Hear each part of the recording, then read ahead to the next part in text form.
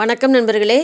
பாரம்பரிய முறையில் துவரம்பருப்பு சட்னி 3வது வகை எப்படி செய்யறதுன்னு இந்த வீடியோவில் பார்க்கலாம் வாங்க.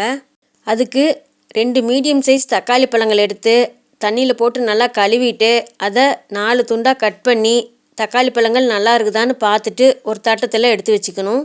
அதுக்கப்புறம் 6 டீஸ்பூன் அளவுக்கு தேங்காவை துருவி எடுத்து வச்சுக்கணும். அதுக்கப்புறம் மீடியம் சைஸில் 6 பூண்டு பற்கள் எடுத்து தோலை உரிச்சிட்டு அதையும் தண்ணியில் போட்டு கழுவிட்டு எடுத்து வச்சுக்கணும். அதுக்கப்புறம் அடுப்பில் ஒரு வாணலி வச்சு அது காஞ்ச உடனே அதில் 1 டீஸ்பூன் கடலெண்ணெய் ஊற்றிக்கிட்டு கடலெண்ணெய் காஞ்ச உடனே அடுப்பு சிம்மில் வச்சுக்கிட்டு அதில் 1 டீஸ்பூன் சீரகம், 1/2 டீஸ்பூன் மிளகு, எடுத்து வச்சிருக்கிற பூண்டு பற்கள், 3 வரமிளகாய் இதை 4ஐயும் போட்டு ஒரு 2 நிமிஷம் மட்டும் நல்லா வறுத்துக்கணும். அதுக்கப்புறம் அது கூடவே 4 டீஸ்பூன் துவரம்பருப்பு, 4 டீஸ்பூன் கடலைப்பருப்பு, 4 டீஸ்பூன் உளுத்தம்பருப்பு இந்த 3 பருப்புகளையும் போட்டுக்கிட்டு எல்லா பருப்புகளும் நல்லா வறுத்து வர்ற வரைக்கும் பொறுமையாக அடுப்பை சிம்மிலேயே வச்சுக்கிட்டு வறுத்துக்கணும். எல்லா பருப்புகளும் நல்லா வறுபட்ட பிறகு அந்த வாணலியை அடுப்புலேருந்து கீழே இறக்கி அதில் இருக்கிற எல்லா பொருள்களையும் ஒரு தட்டத்தில் கொட்டி வச்சுக்கணும். அதுக்கப்புறம் அதே வாணலியை மறுபடியும் அடுப்பில் வச்சு அதில் மறுபடியும் 1 டீஸ்பூன் கடலெண்ணெய் ஊற்றிக்கிட்டு அந்த கடலெண்ணெயில் எடுத்து வச்சுருக்கிற அந்த தக்காளி பழங்களையும் ஒரு சின்ன நெல்லிக்காய் அளவுக்கு புளியும் போட்டுக்கிட்டு நல்லா பொறுமையாக தொக்கு பதத்துக்கு தக்காளி பழங்கள் வர்ற வரைக்கும் வணக்கிக்கணும். அதுக்கப்புறம் கடைசியாக துருவி வச்சுருக்கிற தேங்காயையும் போட்டு ஒரு 5 நிமிஷம் நல்லா வணக்கி விட்டுட்டு அதுக்கப்புறம் அதை கீழே இறக்கி அதை வேற ஒரு தட்டத்தில் கொட்டி எல்லாத்தையும் நல்லா ஆற விடணும். எல்லா பொருள்களும் நல்லா ஆறின பிறகு ஒரு மிக்சி ஜார் எடுத்துக்கிட்டு அதில் முதல்ல வறுத்து வச்சுருக்கிற அந்த எல்லா பருப்பு, சீரக, மிளகு இருக்குது இல்லைங்களா, அதை எல்லாத்தையும் மட்டும் போட்டுக்கிட்டு கொஞ்சம் கொரகொரப்பாக நுணுக்கிக்கணும்.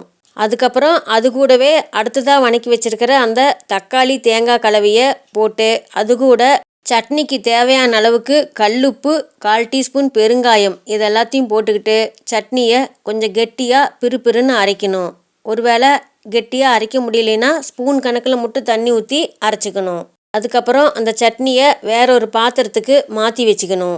அதுக்கப்புறம் அடுப்பில் ஒரு வாணலி வச்சு அது காஞ்ச உடனே அதில் 1 டீஸ்பூன் கடலெண்ணெய் ஊற்றி கடலெண்ணெய் காஞ்ச உடனே அதில் கடுகு 1/4 டீஸ்பூன் போடணும். கடுகு வெடித்த உடனே கடலைப்பருப்பு 1/4 டீஸ்பூன், உளுத்தம்பருப்பு 1/4 டீஸ்பூன் ரெண்டையும் போட்டு அது ரெண்டும் செவந்து வந்த உடனே அதுலேயே ஒரு குச்சி அளவுக்கு கருவேப்பிலையே போடணும். கருவேப்பிலையும் கொஞ்சம் பொரிஞ்ச உடனே அந்த தாளிப்பை சூட்டோடு எடுத்து சட்னியில் கொட்டி நல்லா கலந்து விட்டுறணும்.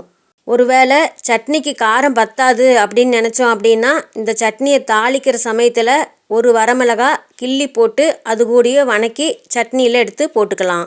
இந்த சட்னியை சூடான சாப்பாட்டில் கெட்டியாக போட்டு அது கூட நெய் ஊற்றி பிணைஞ்சி சாப்பிட்டோம் அப்படின்னா அவ்வளோ சுவையாக இருக்கும். ஒருவேளை சட்னி கெட்டியாக பிடிக்காதவங்க வெறும் தண்ணியை அந்த சட்னியில் கலக்கிறதுக்கு பதிலாக அந்த மிக்சி ஜார்லேயே கொஞ்சமாக தண்ணி ஊற்றி கலந்து அந்த தண்ணியை ஒரு டம்ளரில் ஊற்றி வச்சுக்கிட்டு அந்த தண்ணியவே சட்னியில் கலந்து சாப்பிட்டுக்கலாம். பாரம்பரியமான முறையில் செய்கிற இந்த துவரம்பருப்பு 3வது வகை சட்னியை நீங்களும் செஞ்சு சாப்பிட்டு பார்த்துட்டு எப்படி இருந்ததுன்னு கமெண்ட்டில் சொல்லுங்கள். இந்த வீடியோ உங்களுக்கு பிடிச்சிருந்தா நம்ம சேனல் இது வரைக்கும் சப்ஸ்கிரைப் பண்ணாதவங்க சப்ஸ்கிரைப் பண்ணுங்கள். உங்களுக்கு தெரிஞ்சவங்களுக்கு ஷேர் பண்ணுங்கள், லைக் பண்ணுங்கள், கமெண்ட் பண்ணுங்கள். மீண்டும் அடுத்த வீடியோவில் சந்திப்போம் நண்பர்களே.